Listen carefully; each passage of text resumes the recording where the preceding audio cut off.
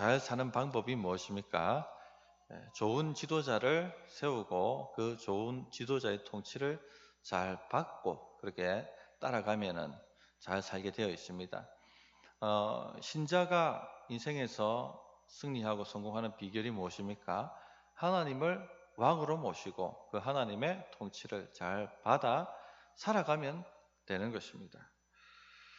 그렇다면 신자가 안 되는 이유는 뭐겠습니까? 결국은 근본적인 원인이 안 되는 이유가 하나님을 왕으로 모시지 않고 또 그 통치를 받지 않기 때문에 실패하고 승리하지 못하고 그렇게 되는 것이겠죠. 그래서 다 하나님을 왕으로 모시고 사셔야 됩니다. 신자는 하나님을 왕으로 모시고 살아가는 사람들입니다. 그런데 질문을 하면 하나님을 왕으로 모시고 계십니까? 라고 물으면 10중 8구는 당연하지요 라고 답을 하실 것입니다. 그러나 우리가 하나님 말씀을 가지고 우리 자신을 잘 살피지 않으면 우리 자신에게 속는다, 그렇게 말씀을 드렸습니다. 그래서 지난주 하나님을 왕으로 모시지 않는 사람들에게 나타나는 특징을 미가 이야기를 통해서 한 3가지 말씀을 드렸습니다. 오늘은 단 지파, 좀 사이즈가 커졌습니다. 한 지파의 이야기를 통해서 하나님을 왕으로 모시지 않을 때 나타나는 특징들을 좀 살펴보려고 합니다. 첫째는 믿음으로 해야 하는 것을 포기하게 됩니다. 하나님을 왕으로 모시지 않으면 나타나는 증상 중에 하나가 믿음으로 살지 않습니다. 믿음으로 사는 것을 포기합니다. 1절 말씀을 보시면 그때 이스라엘에 왕이 없었고 라고 되어 있습니다. 왕이 없지 않았죠. 이스라엘 왕은 누구십니까? 하나님이십니다. 하나님을 왕으로 모시고 살아야 되는데 이스라엘 백성들이 그렇게 살지 않았습니다. 다른 말로 하면 하나님 말씀과 상관없이 살았다는 것입니다. 하나님의 명령을 따르지 않고 그 다스림을 받지 않고 자기 소견에 오른 대로 그렇게 살아갔습니다. 그 증상 중에 하나가 믿음으로 하나님이 정해주신 땅을 정복하지 않았습니다. 그래서 1절 말씀을 계속 보시면은 단 지파는 그때 거주할 기업의 땅을 구하는 중이었으니 이는 그들이 이스라엘 지파 중에서 그때까지 기업을 분배받지 못하였습니다. 이 거주할 기업의 땅을 구하는 중이었고 그 이유를 갖다가 그때까지 땅을 분배받지 못했기 때문에 이렇게 땅을 구하고 있는 중이라고 이야기를 하고 있습니다. 자, 정말 이 단 지파가 땅을 분배받지 못했습니까? 하나님께서 그들에게 땅을 주지 않으셨습니까? 아니죠. 여호수아 말씀을 보면 모든 이스라엘 백성들에게 땅을 분배해 주셨습니다. 단 지파는 우리가 잘 알고 있는 삼손이 근거지로 삼았던 소라와 에스다올에서 시작해가지고 유다의 왼쪽에 위치한 땅이 다 단 지파에게 분배된 땅이었습니다. 그래서 믿음으로 취해야 하는 것입니다. 믿음으로 하나님 약속을 붙들고 정복하면 되는 것이었습니다. 여호수아 1장 6절에 보면 강하고 담대하라. 너는 내가 그들의 조상에게 맹세하여 그들에게 주리라 한 땅을 이 백성에게 차지하게 하리라. 하나님께서 약속하셨습니다. 내가 주리라 한 땅을 차지하게 될 것이다 라고 약속하여 주셨습니다. 그러면 그 약속을 믿고 땅을 정복하면 되는 것입니다. 믿음으로 정복하면 되는 것이죠. 그것이 단 지파뿐만 아니라 이스라엘 지파에게 하나님께서 기업을 주시는 방식이었습니다. 이건 마찬가지입니다. 우리도 우리 인생에 하나님의 기업을 얻는 방법이 무엇입니까?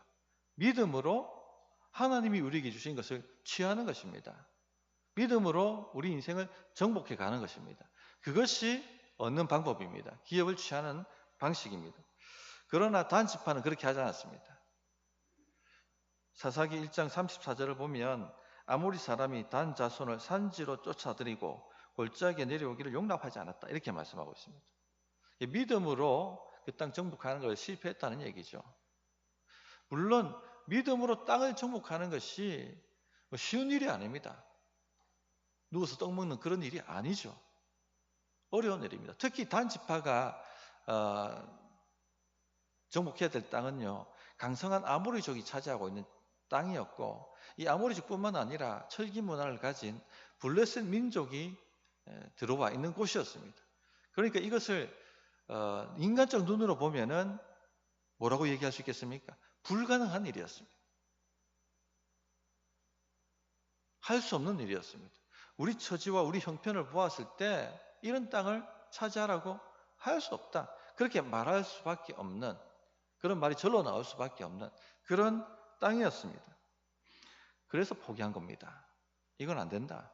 모세가 와도 안 되고 여호수아 갈렙 같은 위대한 장군들이 들어와도 이 땅은 정복 못한다. 그러면서 그냥 포기해 버린 것입니다. 그리고 자기들 눈에 쉬워 보이는 땅, 라이스 같은 식은 죽 먹기에 그 땅을 그냥 차지한 것입니다. 성도님들, 하나님이 주신 땅이 아니라 다른 땅을 차지하는 것은 망하는 일이죠. 믿음으로 하지 않는 것은 모두 죄라고 하셨어요. 믿음으로 아닌 자기 눈에 자기 소견에 좋아 보이는 대로 행하는 것은요, 망하는 지름길입니다. 자, 아브라함의 조카 롯 이야기를 아시지 않습니까? 아브라함을 따라서 믿음으로 가나안의 나그네로 살아간다는 것이 쉬운 일이 아닙니다. 소돔과 고모라 땅을 보니까 너무 쉬워 보였습니다. 저기에 가서 정착하면 그냥 돈이 그냥 굴러 들어올 것 같았습니다. 그래서 무엇을 선택합니까? 소돔과 고모라 땅을 선택하죠. 그런데 어떻게 됩니까? 결국은 다 망해버리고 맙니다. 왜죠? 하나님이 함께 하시는 길이 아니기 때문에 그런 것입니다. 믿음으로가 아니면 안 되는 겁니다. 어려워 보여도 하나님이 함께 하시는 길을 택해야 됩니다. 대로를 가는 게 아니라 하나님이 정하신 소로를 가야 하는 것입니다. 좁은 길을 걸어가야 하는 것이죠. 우리 신앙생활을 한번 돌아보시기 바랍니다. 신자는 믿음으로 살아야 합니다. 그러나 믿음으로 사는 것이 그렇게 쉽지 않습니다. 어려운 일입니다. 우리가 목장에서 모여서 기도 제목을 나누는데 가만히 한번 들어보십시오. 어떤 경우는요, 참 불가능한 이야기가 나옵니다. 마음이 답답해지지 않습니까? 방황하는 자녀들을 어떻게 내가 물리력으로, 내 설득력으로 바로 잡을 수가 있습니까? 불가능한 일입니다. 어려운 사업 문제, 내 능력으로 해결할 수 있었으면 이미 해결되었죠. 불가능한 일입니다. 가정사, 가정의 문제, 여러 가지 얽히고 설킨 문제 풀 수 있었으면 이미 풀렸죠. 내 능력으로는 불가능한 문제들입니다. 그런 문제를 들으면 마음이 답답해지실 것입니다. 어떻게 이 문제를 푸나? 무슨 수로 이 문제가 풀리나? 그런 생각들이 아마 다 드실 것입니다. 그렇기 때문에 세상 방식으로 하고 싶어지고 그냥 성질대로 하고 싶어지고 그냥 인간 처세술로 대응하고 싶고 혹은 이건 안 돼. 이건 아무리 해도 안 돼. 이렇게 살 수밖에 없는 하는 패배주의에 빠지고 싶기도 하고 그렇게 되지 않습니까? 그러나 성도님들, 우리는 신자입니다. 하나님이 살아계시다는 것을 믿는 신자들이에요. 또 그를 찾는 자들에게 상을 주신다는 것을 믿는 사람들입니다. 히브리서 11장 6절에 믿음이 없이는 하나님을 기쁘시게 못하다니 그렇게 말씀하셨습니다. 믿음이 없이는요, 하나님을 기쁘시게 할 수 없습니다. 하나님이 살아계신 것과 그를 찾는 자들에게 상을 주신다는 것을 믿고 믿음으로 우리 인생을 정복해 가야 하는 것입니다. 그것이 우리의 기업을 얻는 방법입니다. 오직 믿음입니다. 하나님, 제 눈에는 답이 없어 보이는데 하나님이 답이시지 않습니까? 제 눈에는 길이 없어 보이는데 하나님이 길이시지 않습니까? 하나님이 하시면 되는 줄 믿습니다 하고 믿음으로 부르짖고 행동해 보는 것입니다. 저는 목사입니다. 여러 성도들이 찾아오셔서 이런저런 이야기를 하십니다. 그 중에는요, 인간적 눈으로 보면은 해결할 수 없을 것 같은 불가능해 보이는 이야기들이 있습니다. 그런 이야기를 들을 때 제 마음도 답답해지고 이걸 어떻게 해결해야 되냐. 이게 해결 안 되면 이 성도가 힘들어질 텐데, 어려움에 처할 텐데 그런 생각이 듭니다. 이건 안 돼, 이건 할 수 없어, 이런 마음이 들 때마다 제 마음에다가 이야기를 합니다. 하나님이 살아계시지 않느냐? 하나님을 찾는 자들에게 상을 주신다고 말씀하시지 않았느냐? 하나님, 답 없어 보이는데 하나님이 답을 내시면 되지 않습니까? 하나님 좀 도와주십시오. 그렇게 기도하고 갑니다. 그러면요, 정말 신비한 일이 일어납니다. 이렇게 해결되나? 라고 할 만큼 일들이 척척 해결되는 것을 경험합니다. 이것이 신자가 느끼는 기쁨이에요. 즐거움입니다. 이것이 신자가 우리 인생을 정복하고 이 땅을 정복해가는 방식입니다. 믿음인 것이죠. 믿음. 간증 하나 하겠습니다. 김현수 목사님이 연말에 오셔서 내년에 유치부 아이들이 초등부로 다 올라가서 3명밖에 남지 않습니다 하는 보고를 했습니다. 답답해졌습니다. 우리 교회도 결국은 주일학교가 없어지는 그런 교회로 가는 건가? 그런 두려움마저 들었습니다. 어떻게 됩니까? 사람을 데리고 오는 것은 우리가 할 수 있는 일이 아니죠. 하나님이 보내주셔야 되는 것 아닙니까? 하나님의 영역이니까 기도할 수밖에 없습니다. 근데 수요일날 김효수 목사님도 담당 사역자니까 답답했는지 기도 제목을 내셨어요. 그때 많은 분들이 눈물을 흘리면서 기도해 주셨습니다. 그런데 어떤 역사가 나타났습니까? 우리 정비정 집사님이 올해 유치부 부장 하시는데 본인도 책임자니까 답답하셨겠죠. 기도하면서 유치부 아이들을 전도하셨어요. 제 머릿속에 초등부 아이는 전도해도 유치부 아이들을 전도한다? 이거는 불가능한 일처럼 생각됐습니다. 그런데 그 일이 일어났어요. 지금 제자가 10명입니다. 또 그 부모들까지 전도되어서 오기도 하고. 이것이 우리가 살아가는 방식입니다. 하나님이 하라고 하시면 정복 못할 것이 없는 것이죠. 믿음으로 사는 것을 그러므로 결코 포기하지 마십시오. 이것이 신자가 살아가야 될 방식입니다. 하나님이 왕이 아니시면 우리 믿음으로 살지 않아요. 우리 방식대로 살지. 그러므로 믿음으로 살기를 다시 한번 결단해 보시기 바랍니다. 두 번째, 하나님이 왕이 아니실 때 나타나는 특징은요, 하나님 말씀을 떠나 미래를 불안해한다는 겁니다. 자, 단지파 정탐꾼들이 땅을 탐지하기 위해서 가다가 미가의 집까지 이릅니다. 그런데 그 지방 억양이 다른 청년 하나가 제사장 에봇을 입고, 제사장의 의복 에봇을 입고 제사장 역할을 하는 것을 봅니다. 어디서 왔으며 지금 무엇을 하고 있고 또 얼마를 받고 일을 하고 있느냐고 꼬치꼬치 캐 묻습니다. 그러자 여차여차해서 여기까지 왔고 이렇게 고용되어서 일을 하고 있다라고 답을 듣습니다. 그런데 참 말이 안 되는 일이 발생합니다. 이 레위인 청년에게 이 단지파 정탐꾼들이 우리가 갈 길이 형통할지를 묻고 있는 겁니다. 5절의 말씀을 보십시오. 그들이 그에게 이르되 청하건대 우리를 위하여 하나님께 물어보아서 우리가 가는 길이 형통할는지 우리에게 알게 하라 하니. 보십시오. 지금 정탐꾼들이 무엇을 묻고 있습니까? 형통할지를 묻고 있는 것이죠. 너무 웃긴 일 아닙니까? 하나님 말씀대로 안 살면서 내 삶이 형통할지를 묻고 있어요. 하나님이 정하신 땅을 버렸으면서 자기 눈대로, 자기 소견대로 옳은 일을 행하면서 믿음으로 살지 않으면서도 내 삶이 형통할지를 하나님께 묻고 있다는 겁니다. 왜 물을까요, 근데? 미래가 불안하니까, 두려우니까. 그런 겁니다. 성도님들, 말씀대로 안 살면요, 미래가 불안해집니다. 우리는 자기 하고 싶은 대로 살면 미래가 평안할 것이라고 착각하는데요, 자기 소견대로 살면 살수록요 미래가 불안해서 견딜 수가 없어 합니다.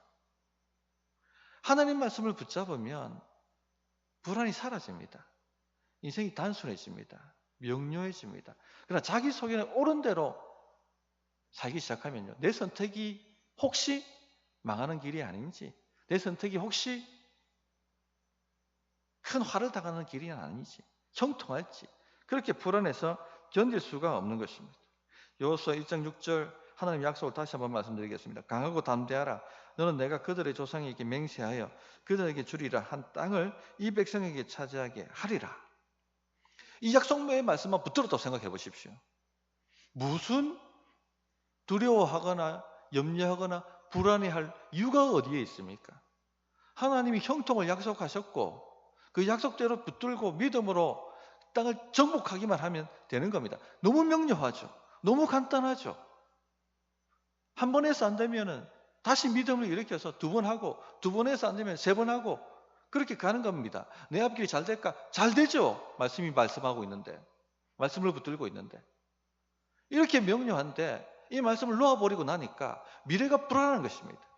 끈 떨어진 연처럼 어디로 갈지, 어디로 튈지 몰라 불안한 것이죠. 성도님들, 상황이 어렵고 힘들어도 하나님 약속 붙들고 이겨내면 이겨내치고 정복하면 정복하게 되어 있습니다. 이것을 안 하니까 불안한 겁니다. 이렇게 안 사니까 불안한 것입니다. 전에 제가 한번 언급했습니다만 기독교인이라고 답한 사람들의 30%가 점집을 드나든다고 해요. 어떤 집사님 한 분은 아이들 결혼 혼사를 앞두고 불안했는지 사주팔자를 보았답니다. 이 사위가, 이 며느리가 들어오면 우리 집안이 평안할지, 이 가정이 잘 될지, 그게 불안해가지고 사주팔자를 보았답니다. 이런 사람들이 부지기수래요. 10명 중에 3명은 이렇게 산단 말입니다. 말씀이 없으니까 불안한 것이죠. 우리 성도님들도 그렇지 않습니까? 삶이 답답하고 어려워질 때 점이라도 한번 볼까? 이런 유혹을 받지 않습니까? 왜 그렇게 됩니까? 말씀이 없으니까 그래 되는 거예요. 말씀을 안 붙드니까.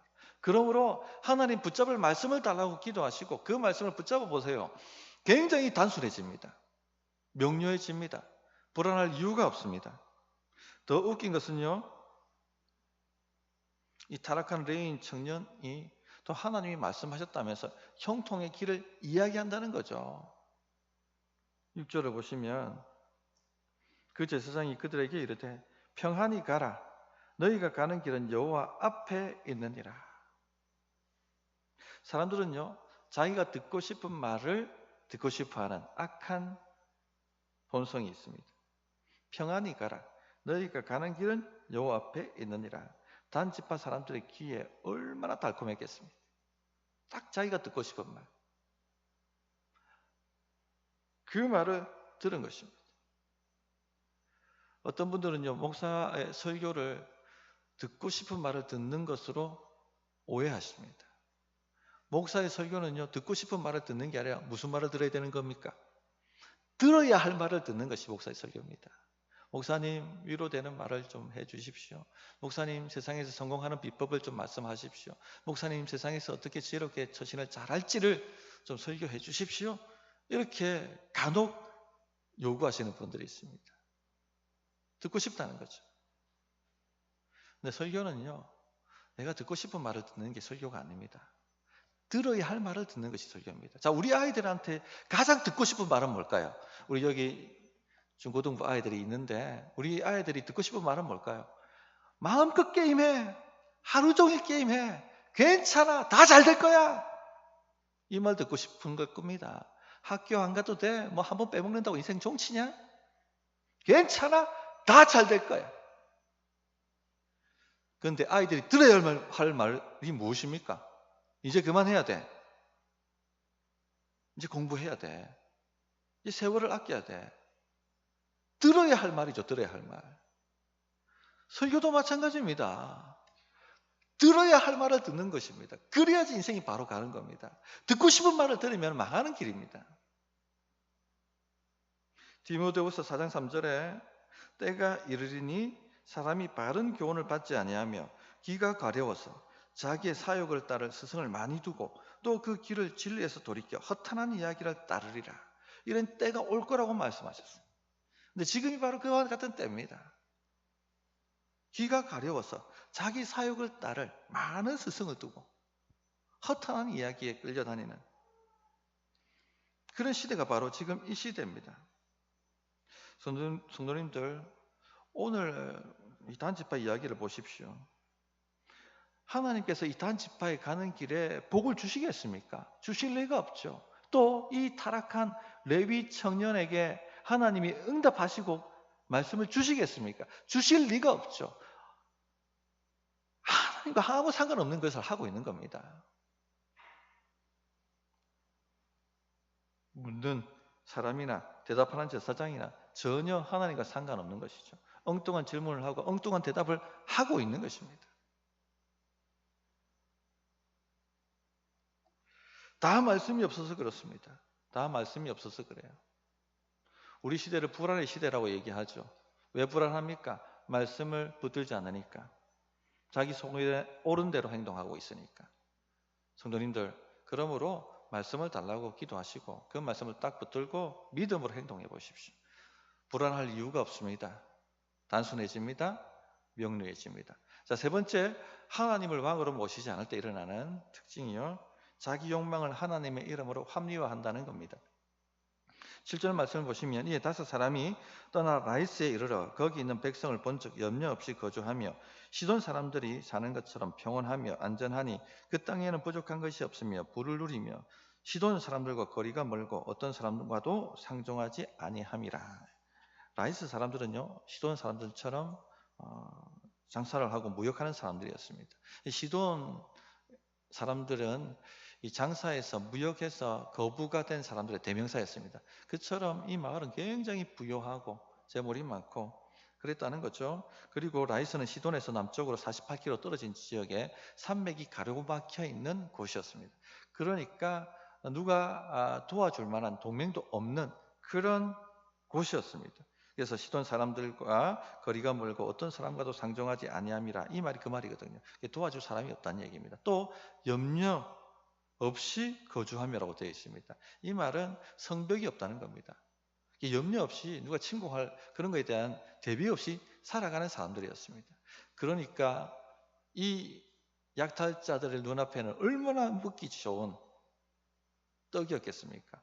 돈 많지, 도와줄 사람 없지, 성벽 없지, 너무나도 자기 눈에는 쉬워 보이는 먹잇감이었습니다. 그래서 소라와 에스다울에 있는 본진으로 돌아와서 이렇게 보고를 합니다. 9절부터 10절을 보시면 이르되 일어나 그들을 치러 올라가자. 우리가 그 땅을 본즉 매우 좋더라. 너희는 가만히 있느냐? 나아가서 그 땅 얻기를 게을리하지 말라. 너희가 가면 평화로운 백성을 만날 것이요 그 땅은 넓고 그곳에는 세상에 있는 것이 하나도 부족함이 없느니라. 하나님이 그 땅을 너희 손에 넘겨주셨느니라 하는지라. 정말 하나님께서 그 땅을 그들 손에 넘겨주셨습니까? 하나님이 주신 땅은 이미 포기해버리고 믿음으로 취하지 않고 버려버렸으면서 자기 속에 옳은 대로 그 땅을 취하면서 하나님이 주셨다라고 합리화하고 있는 것이죠. 성도님들, 우리도 얼마든지 이렇게 할 수 있다는 얘기예요. 이삭이 나이 들어서 눈이 어두웠습니다. 에서에게 사냥해서 별미를 만들어 오라. 그러면 내가 장자의 축복을 너에게 주겠다. 이 이야기를 야곱이 들었습니다. 그리고는 빨리 가서 양으로 별미를 만들고 에서처럼 변장해서 아버지한테 그 장자의 축복을 받기 위해서 들어가죠. 이삭이 깜짝 놀랍니다. 눈이 어두우니까 분간을 못합니다. 어떻게 이렇게 빨리 사냥을 해가지고 별미를 만들어 왔느냐 하고 묻습니다. 그러자 야곱이 뭐라고 얘기합니까? 하나님께서 순적하게 하셔서 내가 이렇게 빨리 사냥해서 별미를 만들어 왔습니다 라고 자신의 거짓말과 욕망을 합리화시켜버리죠. 하나님의 이름으로. 하나님께서 사울 왕에게 아말렉과 전투하고 그 아말렉을 진멸하고 어떤 전리품도 취하지 말라고 말씀하셨습니다. 명령하셨습니다. 그러나 다 어겨버립니다. 좋은 전리품을 다 취합니다. 사무엘이 와서 도대체 이게 어떻게 된 일이냐? 왜 하나님의 명령을 거역하느냐? 라고 따져 묻죠. 그때 사울 왕이 뭐라고 얘기합니까? 이 좋은 것으로 하나님께 예배 드려야 하지 않습니까? 그렇게 자기 욕망을 하나님의 이름으로 합리화시켜버립니다. 이런 일들은요, 교회 역사 속에 계속해서 있어 왔습니다. 중세시대 때 십자군 전쟁을 일으켰죠. 명분은 그럴싸했습니다. 하나님의 이름을 걸었습니다. 그러나 거기에는 다 욕망이 숨겨져 있었죠. 교황은 교황대로 왕들보다 더 큰 권세를 가지고 싶었고, 왕들도 교황보다 더 큰 권세를 가지고 싶었고, 또 이슬람에 있는 그 자원들을 다 약탈하고 싶었습니다. 그것을 하나님의 이름으로 포장해서 전쟁을 치른 것이 십자군 전쟁입니다. 수많은 무거운 사람을 죽였지 않습니까? 지금도 이슬람 사람들이 기독교하면 이를 갈고 죽이려고 하는 이유가 그때 그 상처 때문이 아닙니까?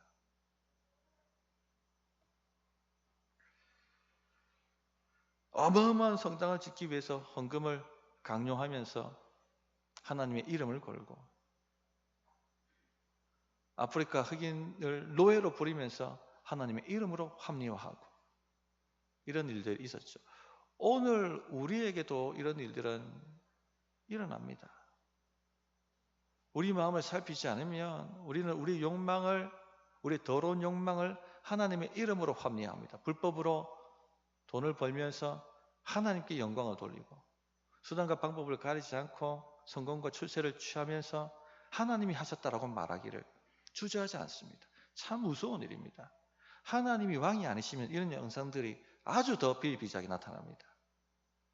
그러므로 성도님들, 우리 마음에 하나님이 왕이 되시도록, 그 왕이 나를 다스려 주시도록 간구하고 사모하고 구하고 기도하고 원하고 바라야만 합니다. 말씀을 정리하도록 하겠습니다. 우리가 지금 하나님을 왕으로 모시고 살아가고 있는가? 너무나도 중요한 질문입니다. 우리 인생이 걸린 문제죠. 하나님이 통치하시면 정말 바르게 되지만, 하나님이 아닌 다른 무엇인가 우리 인생을 통치하고 있다면 생각만 해도 끔찍한 결말을 맞게 될 것입니다. 그러나 우리가 질문받으면 다 하나님을 왕으로 모시고 있다라고 말합니다. 그러나 우리는 하나님의 말씀이라는 영혼의 메스를 가지고 우리의 심령과 골수를 찔러 쪼개 봐야 하죠. 그래서 하나님의 왕으로 모시지 않을 때의 특징들을 가지고 내 삶을 점검해야 됩니다. 첫째, 믿음으로 살지 않는지를, 세상과 타협하고 있는지를 돌아보아야 합니다. 둘째는요, 약속의 말씀을 붙들지 않고 미래를 불안해하며 점치듯 살고 있지는 않는지 돌아봐야 합니다. 셋째는요, 자기 욕망을 하나님의 이름으로 합리화하면서 그렇게 살아가고 있지 않는지 정직하게 살펴보아야 합니다. 저는 우리 성도님들이 잘하고 있다고 믿습니다. 그러나 한눈을 파는 순간 넘어집니다. 넘어지는 것이 그냥 어렵게 넘어지는 게 아니에요. 가다가 한눈 딱 팔았는데 걸려서 넘어지지 않습니까? 신앙도 마찬가지거든요. 한눈 파는 순간 넘어집니다. 그러므로 말씀으로 자신을 부지런히 살필 수 있기를 부탁드립니다. 저 어떻게 응답해야 될지 1분간 기도하겠습니다.